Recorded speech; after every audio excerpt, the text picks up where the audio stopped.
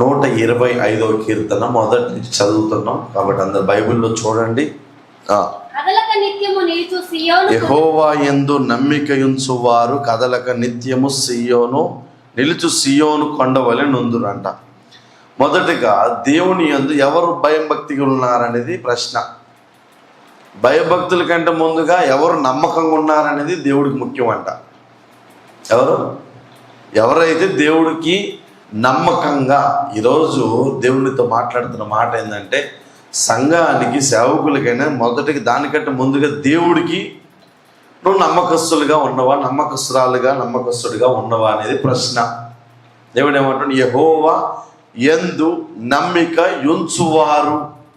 ఎవరైతే ఉంచుతారో, ఎవరైతే దేవుని యందు నమ్మకం ఉంచుతారో, ఈ కార్యం దేవుడు నా పట్ల ఎట్టయినా చేస్తాడు, నేను సంవత్సరాలు దేవుని నమ్ముకున్నా కానీ అయినా సరే దేవుడు నాకు ఏ రోజు అన్యాయం చేయలేదు అని ఈ నమ్మకం కలిగి ఎవరైతే ఉంటారో, కొన్ని సంవత్సరాలు అయినా సరే, కొన్ని దినాలైనా సరే, కొన్ని నెలల పాటు అయినా సరే, దేవుడు ఏమంటాడు? యెహోవా యందు నమ్మిక ఉంచువారు.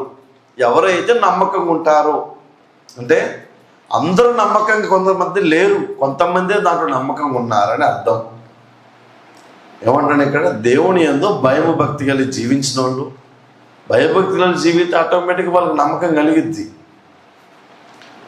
నమ్మకం లేని వాళ్ళు ఇక్కడికి వచ్చి మీరు కూర్చోరు కదా, మీరు అందరూ నమ్మకం కలిగి వచ్చి ఉన్నారు. హల్లెలూయా.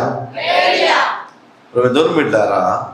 దావీదు నమ్మాడంట. బైబిల్ గ్రంథంలో, కీర్తన గ్రంథంలో దావీదు నమ్మాడు. ఏమని నమ్మాడంటే, నేను యెహోవా యందు నమ్మిక ఉంచిన కాబట్టి ఆయన నన్ను నిలుచు, అంటే ఆయన సన్నిధి ఎట్టయితే కొండ మీద నిలిచి గట్టిగా నిలబడిద్దో, నా మనసు, నా యొక్క స్థానం కూడా దేవుని యందు గట్టిగా నిలబడిద్ది అంటాడంట.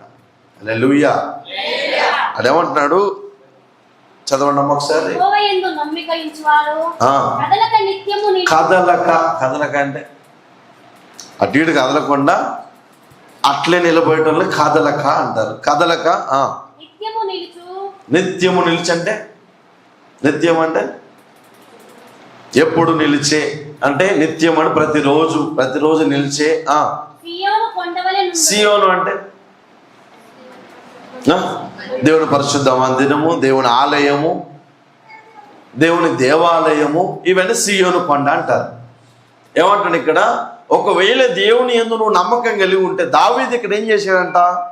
దేవుని యందు నమ్మకం కలిగి జీవించిన తర్వాత ఆయన ఎట్టనుండంట? కదల్లా, చర్చికి వచ్చి కదల్లా, దేవుడి మందిరానికి వచ్చి కదల్లా, దేవుడి మందిరానికి వచ్చి గుణగల సనగలా.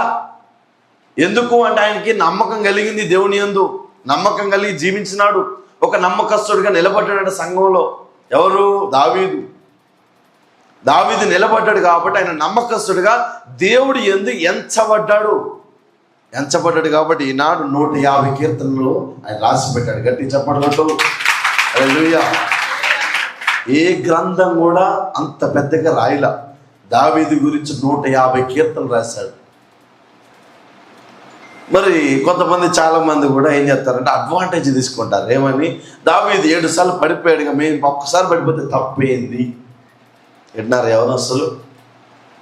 దావీదు 7 సార్లు పడిపోయాడు కదా, ఇదేం చేస్తారంటే మన సైకో నాలెడ్జ్ అంటారు దీన్ని, షార్ట్ కట్ నాలెడ్జ్ యూజ్ చేస్తూ ఉంటారు.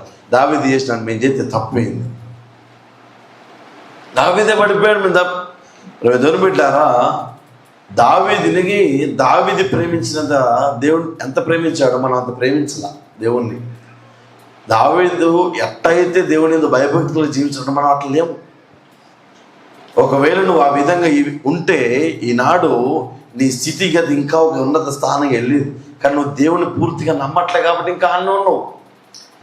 ఏదో నామకార్థ క్రైస్తవులు ఎట్ట మొక్కుతారంటే, ఆరమారం చర్చికి పోతున్నాం, వాక్యం వింటున్నాం, పోతున్నాం. ఇది నామకార్థ క్రైస్తవులు చేసే పని. కానీ ఒక నిజమైన నమ్మకస్తుడు, నిజమైన క్రైస్తవుడు ఎట్లా చేస్తాడు ప్రార్థన, ఎట్లా వింటాడు వాక్యం అంటే, దాన్ని వినుట వల్లనే కాదు కానీ, బైబిల్ గ్రంథంలో రోమీయులకు రాసిన పత్రికలు ఉంటుంది, ధర్మశాస్త్రాన్ని వినుట వల్లనే కాదు కానీ ధర్మశాస్త్రాన్ని అనుసరించేవాడు, ఎవరైతే అనుసరించి దాన్ని పాటిస్తున్నాడు నిజమైన క్రైస్తవుడు అనబడతాడు, నిజమైన నమ్మకస్తుడు అనబడతాడు. మరి నువ్వు నేను దావీదు కంటే నేనైతే ఎక్కువ కాదనిపిస్తుంది. ఎందుకంటే ఆయన పడిపోయినా సరే కొన్ని వేల సంఘాలు కట్టాడు, కొన్ని వేల వాక్యాలైనా సరే ఆయన బోధించాడు, అనేక ప్రజలకు బోధించాడు, ఆయన పట్టాభిషేకం పొందుకున్నాడు. యేసుప్రభు అంటాడు, దావీదు నా యొక్క తండ్రి అంటాడు యేసుప్రభు. అంటే అంతటి ఏ పాపం ఎరగని యేసుక్రీస్తే దావీదుని తండ్రి అనబడ్డాడు.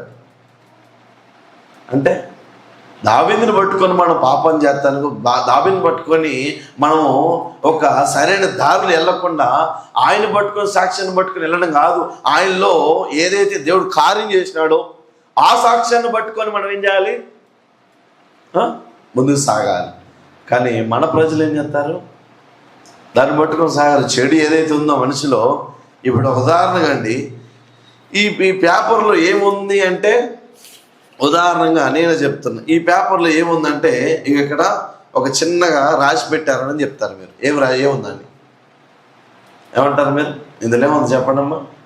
నువ్వు అందులో ఏదో రాసుకున్నావో బ్లూ పెన్ తోటి, కాబట్టి అక్కడ రాసి పెట్టుందని అంటారు మీరు. దేవుడు ఏమంటాడు తెలుసా, మరి పిచ్చోడా, నువ్వు రాసింది ఒకటేది కాదు, ఇక్కడ మొత్తం తెల్ల పుస్తకం కనబడుతుంది అంటాడు దేవుడు. ఎందుకు అంటే నువ్వు మనుషులు నీ తప్పును ఒకటే చూస్తారు, అక్కడ తెల్ల వస్త్రాలలో ఎక్కడైతే మరకుందో మరకనే చూస్తారు తప్ప, ఇంత పెద్ద వస్త్రం వేసుకున్నావు నువ్వు, ఇంత పెద్ద తెల్లని వస్త్రం ఉండి ఇన్ని మంచి పనులు చేసినావు, 99 మంచి కార్యాలు చేసి దేవుడి యందు లోకంలో నీ కుటుంబానికి న్యాయం చేసిన వాడిని ఒక తప్పునే చూస్తారు జనులు. ఆ జనాల మధ్యలో నువ్వు నివసిస్తున్నావు కాబట్టి ఏమంటాడు దేవుడు, ఎవరైతే నమ్మకంగా జీవితారో వారు కదలక నిత్యము నిలిచి సీయోను కొండ వలె ఉందరంట.